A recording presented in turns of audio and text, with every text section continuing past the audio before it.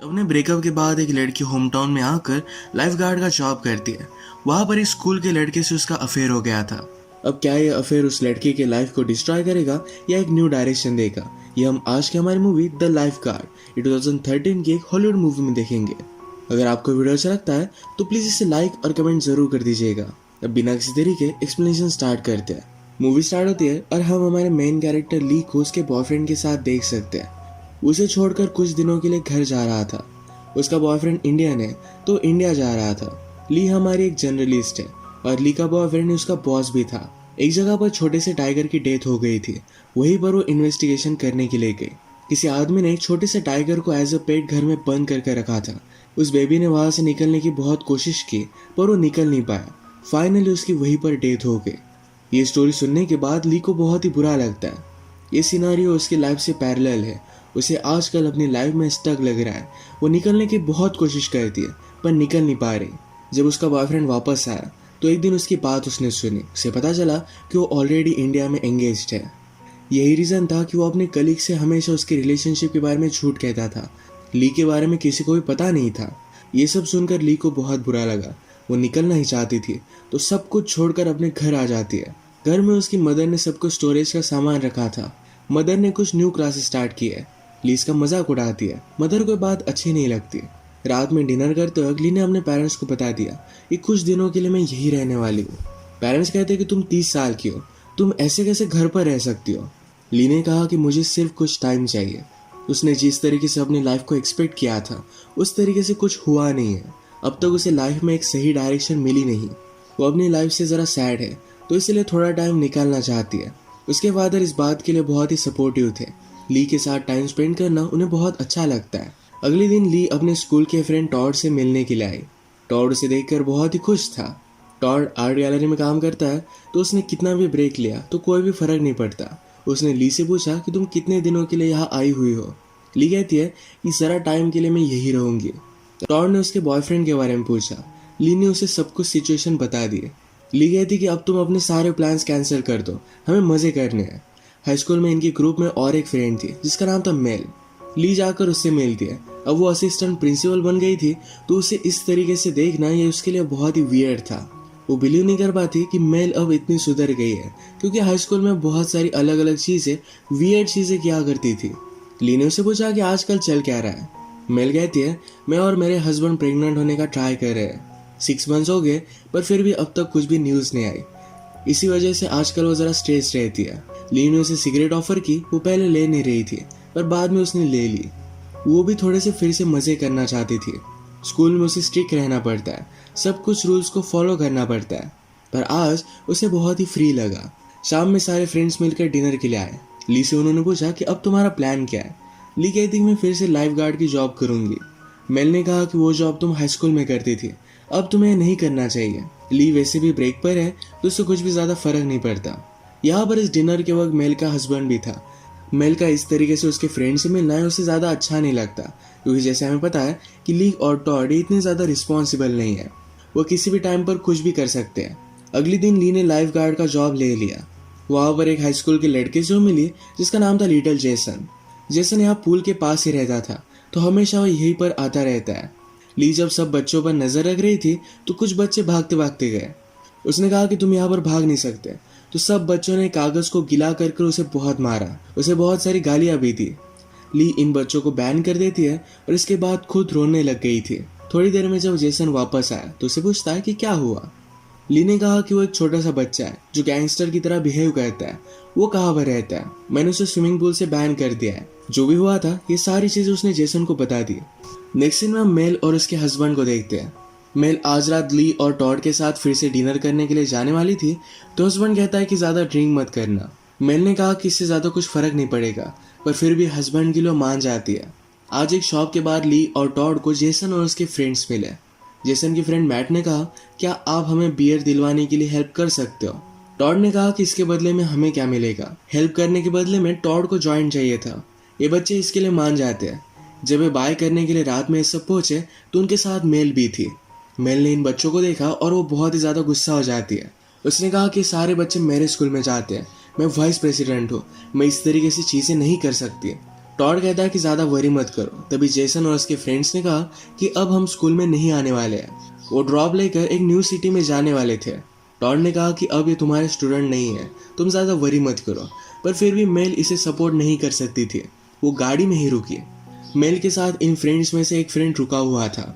Mail उसे समझाती है कि मेरा भी हाई स्कूल में ज़्यादा कंसंट्रेशन नहीं होता था, पर बाद में उसने बहुत अच्छे से स्टडी किया और अपनी लाइफ को अब उसने सुधार लिया है। इस कन्वर्सेशन से इस बच्चे को अच्छी डायरेक्शन मिली और वो स्कूल से ड्रॉप नहीं करने वाला। ली, टॉड और जेसन के फ्रेंड्स ये सब आगे गए, फिर स्मोक करते हैं। ली ने जेसन को समझाया कि तुम्हें इस तरीके से जाना नहीं चाहिए, अपने हाई स्कूल एजुकेशन को यहाँ पर कंप्लीट करना चाहिए। अगर तुमने नहीं किया तो लाइफ हार्ड हो सकती है। जेसन कहता है कि टाउन बहुत ही घटिया है, हर कोई उन्हें हेट करता है। ली ने कहा कि ये जो एक्सपीरियंस है ये तुम्हारे लिए बहुत ही इंपॉर्टेंट है, तुम्हें हर कोई सपोर्ट कर रहा है, तुम स्कूल में जा सकते हो, तुम्हें कोई काम नहीं है। स्मोक करने के बाद ली और टॉड जब फिर से वापस आए तो मेल रोने लग गई। वो कहती है, आज रात मुझे तुम लोगों के साथ मजे करने थे। वो उन्हें अपनी सारी टेंशन बताती है कि किस तरीके से वो प्रेग्नेंट हो नहीं पा रही है। इन्हें मेल के लिए बुरा लगा और घर आकर उसे रिलैक्स करते हैं। ड्रिंक्स वगैरह कर कर इन्होंने हैंग आउट किया और मेल को भी रात बहुत ही अच्छी लगी। अगले दिन ली जब अपने काम पर आए तो जेसन का फ्रेंड मैट ही स्विमिंग पूल के पास ही सोया हुआ था। ली ने उससे पूछा कि क्या हुआ, तो मैट ने कहा कि मेरी मदर ने मुझे घर से बाहर निकाल दिया है। मेल को आज छुट्टी थी और घर पर बोर हो रहा था, तो ली और टॉड के साथ वो हैंग आउट करती है। इन्होंने लॉन्ग ड्राइव ली और बहुत मजे किए। ये जब वापस आए तो जेसन और उसके फ्रेंड्स को स्केटबोर्ड करने के लिए पुलिस ने अरेस्ट किया था। ली कहती कि आप ये सब कर क्या रहे हो, इस तरीके से आप इन्हें अरेस्ट नहीं कर सकते। वो एक रिपोर्टर थी तो इस वजह से पुलिस भी डर जाते हैं और वहां से चले गए। इसके बाद ये सब फिर से हैंग आउट करते हैं। इसमें आज मेल का हस्बैंड भी था। ये सब जो भी स्मोक कर रहे थे ये मेल के हस्बैंड को अच्छा नहीं लगता। ली और जेसन बात करते हुए ली ने जेसन से कहा, तुम्हारा फ्यूचर का प्लान क्या है। जेसन को कुछ भी पता नहीं था तो ली उसे लेक्चर देने लग गई। जेसन उसे कहता है, तुमने सब कुछ प्लान करके रखा था पर फिर भी तुम बहुत ही सैड हो। ली इस पर कुछ भी बोल नहीं पाती। घर पर आने के बाद मेल और उसके हस्बैंड के बीच में झगड़ा हो जाता है। उसे लगता है मेल इस सिचुएशन को सीरियसली ले नहीं रही, उसे खुद का ख्याल रखना चाहिए। अगले दिन जब ली और जेसन पूल के पास हैंग आउट कर रहे थे तो ली ने उस लिटिल टाइगर को क्या हुआ था इसके बारे में जेसन को बताया। जेसन कहता है, तुमने जो आर्टिकल लिखा वो लोग पढ़ेंगे और नेक्स्ट टाइम शायद कोई ऐसा नहीं करेगा। उसके पास आकर उसे हक कर लेता है। थोड़ी देर में जिस छोटे बच्चे ने ली को सताया हुआ था उसके पास आकर उसे सॉरी कहता है। उसने बहुत ही रिक्वेस्ट की तो ली ने फिर से उसे स्विमिंग पूल में आने के लिए अलाउ कर दिया। वो ली से कहता है कि प्लीज जेसन को बता दो कि मैंने आपसे माफी मांगी है, वो मुझे तंग ना करे। इसका मतलब है जेसन ने उसे धमका कर यहाँ भेजा हुआ था। ली को यह सब बात बहुत ही स्वीट लगी। रात में बारिश होने लगी तो जेसन भी ली की कार में बैठ गया था। ये दोनों एक दूसरे के करीब आने वाले थे। ली को रियलाइज हुआ और वो वहां से दूर चली जाती है। फिर रात में अपने फ्रेंड्स के साथ स्विमिंग पूल पर आए। ली और जेसन एक दूसरे को ही देख रहे थे। ली वॉशरूम आए तो जेसन उसके पास आ जाता है। जेसन ने पूछा कि अगर हम दोनों के बीच में कुछ हुआ तो क्या फर्क पड़ता है, सब कुछ ठीक हो जाएगा। वो फिर उसे किस कर लेता है और यहीं पर ये दोनों इंटीमेट हो गए। आज रात ली घर पर बहुत ही लेट आई थी तो उसकी मदर उस पर बहुत ज़्यादा गुस्सा हो जाती है। उसने कहा कि तुम इस घर को होटल की तरह ट्रीट नहीं कर सकती, तुम्हें कुछ रिस्पॉन्सिबिलिटीज लेनी चाहिए। मदर का कुछ काम था जो उसने फादर को दिया हुआ था, पर फादर इसके बारे में भूल जाते क्योंकि उन्हें ली के साथ टाइम स्पेंड करना है। मदर इस बात से और भी ज़्यादा फ्रस्ट्रेटेड हो गए, पर ली और फादर खुश थे क्योंकि आज उन्हें एक दूसरे के साथ हैंग आउट करने के लिए मिला। स्विमिंग पूल पर आने के बाद ली जेसन के बारे में ही सोच रही थी। इसी मोमेंट पर एक छोटा सा बच्चा स्विमिंग पूल में गिर गया और उसका ध्यान नहीं था। बाद में उसे वो जल्दी से बचा लेती है। घर आते वक्त ली ने फिर से जेसन को देखा। ये दोनों एक लेक के पास आए। जेसन कहता है कि वर्मोंट बहुत ही ब्यूटीफुल है, वहां पर मैं फिश वगैरह कैच करता था। ये दोनों फिर से एक दूसरे को किस कर लेते हैं। इसके बाद इनकी रिलेशनशिप कंटिन्यू हुई थी। एक दिन ली ने जेसन से पूछा कि तुम कब जाने वाले हो। जेसन कहता है कि 1-2 वीक में मैं निकल जाऊंगा। उसने कुछ पैसे सेव करके रखे, उसके पास $400 थे। ली ने कहा कि इतने इनफ नहीं है, तुम्हें एटलीस्ट $1000 चाहिए। तुम थोड़े दिन यहीं पर रुक जाओ, कुछ अगर और पैसे आ जाएंगे उसके बाद चले जाना। ली नहीं चाहती थी कि जेसन इतनी जल्दी यहाँ से चला जाए। एक रात पार्टी पर मेल ने ली से कहा, तुम ऐसा कुछ भी मत करना जो तुम्हें रिग्रेट करना पड़े। ली कहती कि मैंने ऐसा कुछ भी नहीं किया है। जेसन के फ्रेंड मैट को जल्द से जल्द इस टाउन से निकलना था। टॉड ने कहा कि मैं भी पहले इस टाउन से निकलना चाहता था, पर यहाँ पर वो स्टक है। उसकी जॉब है, उसके पेरेंट्स यहाँ पर है, यहाँ से जा नहीं सकता। वो मैट को सहारा दे रहा था, पर उसके बाद उसे हाथ लगाने लग गया। मैट ने कहा कि मैं गे नहीं हूँ और वहाँ से चला जाता है। गुस्से में जेसन के पास आया और कहा कि हमें कल के कल निकल जाना चाहिए। जेसन कहता है कि मुझे और भी कुछ पैसे सेव करने हैं, ज़रा 1-2 वीक्स लग सकते हैं। मैट बेचारा इस सब बातों से बहुत ही सैड हो गया। ली के घर पर उसके पेरेंट्स मिलकर एक रूम बनवा रहे थे। यही दिखाने के लिए जेसन को ली लेकर आए। ली के पेरेंट्स अपने हाथों से खुद बना रहे थे। इसका मजाक ली ने उड़ाया। ये सब बातें ली की मदर सुन लेती है और इस पर वो बहुत ज़्यादा अपसेट हो गई। उसने कहा कि तुम इस तरीके से वापस कैसे आ सकती हो? बचपन से लेकर आज तक मैंने तुम्हारा ख्याल रखा है। तुम जब अपने जॉब करने के लिए गई तब मैंने खुद की आइडेंटिटी क्रिएट करने की कोशिश की। अब तुम जब वापस आ गई हो तो सब कुछ प्रॉब्लम क्रिएट कर रही हो। तुम्हारे फादर तुम्हें कुछ भी नहीं बोलेंगे, क्योंकि तुम कितने भी दिन यहाँ पर रहो उन्हें कुछ भी फर्क नहीं पड़ता, पर मदर को पड़ता है। ली एक छोटी बच्ची की तरह बिहेव करती है, ये मदर को अच्छा नहीं लगता।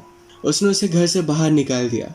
ली फिर जेसन के घर पर आके और यहीं पर अब वो रहने लग गई थी। एक दिन उसे अवार्ड फंक्शन से एक मैसेज आता है। उसने जो आर्टिकल लिखा था उसने उन्हें अवार्ड दिया है। इसका प्राइस $1000 है। इसमें यह भी लिखा था कि आपने जर्नलिज्म छोड़ दिया। ये सुनकर हमें बहुत ही बुरा लगा, क्योंकि आप बहुत ही टैलेंटेड हो। इसके बाद जेसन ली से मिलने के लिए आया और जब ये किस कर रहे थे तो टॉड इन्हें देख लेता है। मेल आजकल अपने लाइफ के साथ ज़्यादा सीरियस नहीं है, तो ये बात उसके हस्बैंड को सही नहीं लगी। उसने मेल से पूछा, क्या तुम सचमुच में प्रेग्नेंट होना चाहती हो? मेल ने कहा कि हाँ, होना चाहती हूँ। हस्बैंड कहता है, तो अभी के अभी मेरे साथ इंटीमेट हो। मेल ये नहीं चाहती थी, तो इस पर इनका झगड़ा हो गया। सब कुछ बातें बताने के लिए टॉड के पास आए। बातें करते करते टॉड के मुंह से निकल जाता है कि ली जेसन के साथ रह रही है। इस बात से मेल बहुत ज़्यादा गुस्सा हो गई। इनके ग्रुप में वो भी इन्वॉल्व है। अगर किसी को इस बारे में पता चला तो उसकी जॉब भी जा सकती है। वो गुस्से में ली के पास आए। जेसन भी वहीं पर था। उसने जेसन से कहा, तुम्हारे पेरेंट्स के पास चलते हैं, उन्हें ये सब चीज़ें पता होनी चाहिए। वो ली पर भी बहुत ज़्यादा गुस्सा थी। उसने कहा कि तुम मेरी लाइफ क्यों डिस्ट्रॉय करना चाहती हो? मैं स्कूल में तुम्हारी जैसी थी, पर बाद में मैंने मेरी लाइफ को एक अच्छी तरीके से डायरेक्शन दी है। तुमने मेरी पूरी लाइफ बर्बाद कर दी। मैं ये सब चीज़ें जेसन के फादर को बताने वाली थी, पर जेसन ने कहा कि मैं स्कूल को बता दूंगा कि तुम हमसे ड्रग्स बाय कर रही थी। मेल इस बात से और भी ज़्यादा गुस्सा हो गए। एक दिन जब ली और जेसन जंगल में जाकर हैंग आउट कर रहे थे तो वहाँ पर उन्होंने मैट की डेड बॉडी देखी। उसने सुसाइड कर ली थी। उसे इस टाउन से जेसन के साथ निकलना था, पर जेसन ने उसे ज़्यादा सपोर्ट नहीं किया। इसी वजह से उसने सुसाइड कर ली थी। ये दोनों ही देखकर बहुत ही ज़्यादा डिस्टर्ब हो जाते हैं। जेसन रोने लग गया। जेसन ने कहा उसके बड़े ब्रदर ने भी सुसाइड की थी। अब और एक पुलिस ऑफिसर जाकर फिर से उसे वही न्यूज़ देगा। उसे बहुत बुरा लग रहा था। ली कहती है, मैं बता कर आती हूँ। ली भी बाहर आकर बहुत रोई, क्योंकि उसने ही जेसन को रुकने के लिए कहा था। वो मैट की मदर को जाकर बताती है। एक दूसरे का सहारा लेकर बहुत रोती है। ली अब जेसन के घर से बाहर निकल गई। वो एक रात स्विमिंग पूल के पास सोए और दूसरी रात अपनी मदर ने जो घर बनवाया था उसमें जाकर सो जाती है। उसके घर से जाने के बाद उसकी कैट मिसिंग थी, ये भी उसे मिल गई। जेसन ने जब इस स्कूल को छोड़ दिया तब मेल उसके फादर से बात करती है। उन्हें फिर से समझाने की कोशिश करती है कि जेसन को इस तरीके से स्कूल से मत निकालिए। जेसन के फादर ने कहा कि जेसन की लाइफ में ऑलरेडी बहुत सारे प्रॉब्लम्स हैं, यहाँ से दूर जाने का डिसीजन उसके लिए अच्छा होगा। मेल ने ली और जेसन के बीच में जो भी हुआ इस सब के लिए वो सॉरी कहती है। फादर कहते हैं, लाइफ में इस तरीके से अजीब अलग अलग चीज़ें होती रहती है, हमें इस पर इतना ज़्यादा सोचना नहीं चाहिए। जेसन के फादर के जाने के बाद मेल को मनाने के लिए उसका हस्बैंड आ गया। उसे वो सॉरी कहता है। जिस तरीके से हस्बैंड वाइफ झगड़ते हैं उसके बाद एक दूसरे को माफ़ कर देते हैं, उसी तरीके से इन दोनों ने भी एक दूसरे को माफ़ कर दिया था।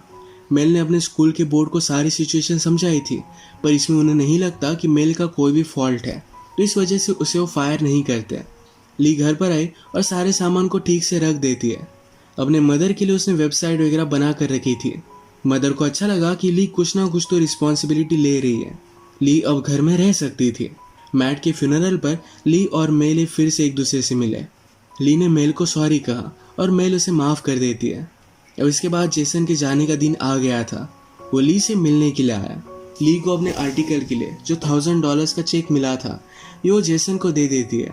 उसने कहा कि तुम बहुत ही अमेजिंग हो, कभी भी अपने आप पर डाउट मत करना, अच्छे से मेहनत करना और लाइफ में तुम सक्सेस हो जाओगे। इसके बाद ली भी अपनी सिटी में फिर से वापस चली जाती है। वो अपने काम में अच्छी थी, पर सिर्फ ब्रेकअप की वजह से ज़रा ब्रेक लेने के लिए वो यहाँ पर आई हुई थी, तो फिर से वो लौट जाती है। जेसन भी अपने टाउन में जाकर सही तरीके से सेटल हो गया था और ली के न्यूयॉर्क के एड्रेस पर वो लेटर लिखता है। इनकी रिलेशनशिप कैसी भी हो, फिर भी एक दूसरे को लाइफ में आगे बढ़ने के लिए इन्होंने इंस्पायर किया था। इसी के साथ ये मूवी एंड हो जाती है।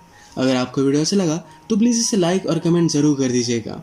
ये बहुत सारी मूवीज़ लेकर आता रहता हो, तो प्लीज़ इस चैनल को सब्सक्राइब कर दीजिए और बेल नोटिफिकेशन आइकन दबाना मत भूलिएगा। हम फिर से मिलेंगे और एक नई मूवी के साथ। तब तक के लिए थैंक यू और आप अपने आप का ख्याल रखिए।